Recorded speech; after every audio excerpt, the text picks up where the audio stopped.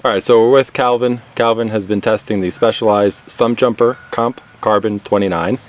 He's tried the alloy and the carbon model, each one with having about a month on both.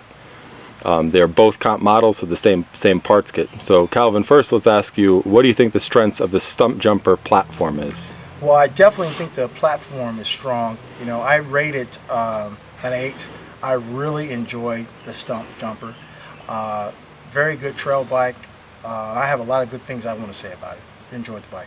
Okay, so what do you think its true strength is? Where did you feel like it was the best? Well, I felt that it was the best as far as my line. I was able to keep my lines as far as all kind of different terrain, whether it be rock garden, whether it be a very tight switchback, whether it be a bunch of marble heads, whether it's mud, dry. This is a really good fit for the ideal trail rider. I enjoyed the bike. It holds its lines. I felt that that I had a little more handle on it because it's a little more forgiving. It's a lot more forgiving, and that allows you to kind of be a little more confident in your riding. So I really have good things to say about this particular platform, the Stumpjumper.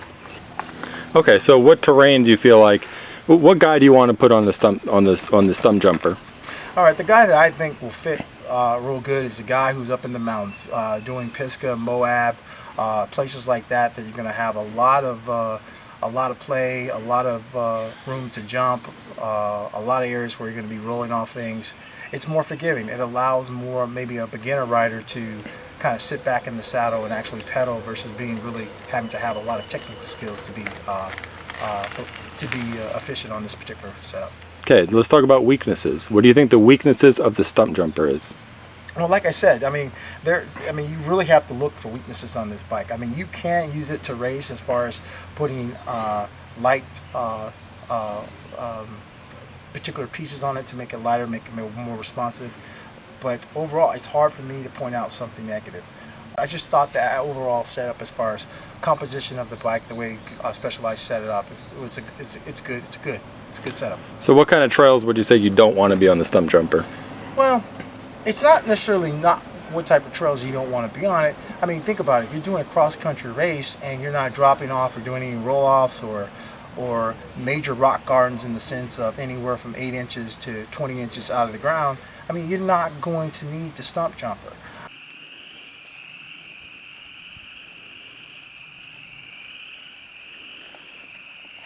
Got it.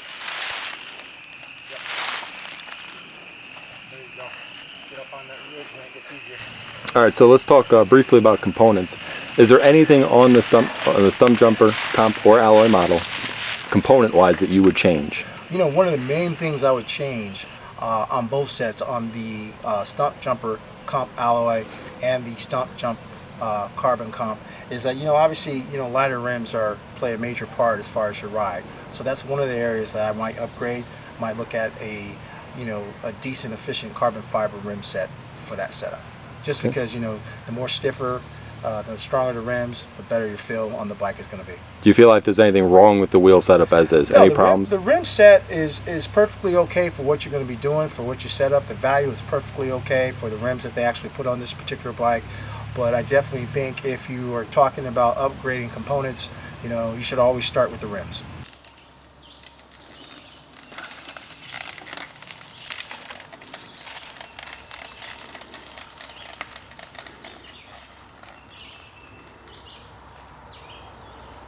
All right, so like we said in the beginning of this article, the setup, we're going to compare alloy versus carbon. Which one do you prefer? Do you prefer the carbon or the alloy? Well, obviously, I've been riding for a long time. The alloy is a very good setup, but obviously the carbon fiber I prefer the carbon fiber. And let me tell you why. Let me give you a couple of reasons. One is obviously the stiffness that you get with carbon fiber frame.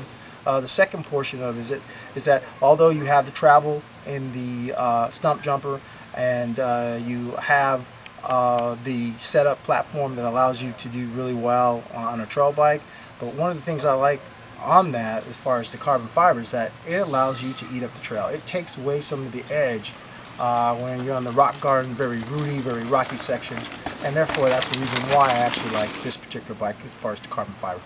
Okay, so it's interesting because most people associate carbon fiber with weight. Did you notice a weight difference, or did you care so much about that, more about stiffness and vibration damping? Well, you know what? I'm a big guy, but I'm definitely a weight weenie. But, you know, the way I'm judging this particular setup, I would put that at the end. The weight is great. Obviously, anytime you can shave some weight and still keep the performance on that particular component or bike, that's a great thing. That's an added bonus to this particular setup. But definitely, the weight savings is an advantage also. Okay, so like we said before, carbon fiber compared to alloy is $1,000 difference in price. Do you think you'd be better off with the alloy frame and $1,000 with component upgrades, like a nicer wheel set, or do you think it's best spent on the carbon stock the way it is? Well, I think it's best spent on the carbon stock the way it is.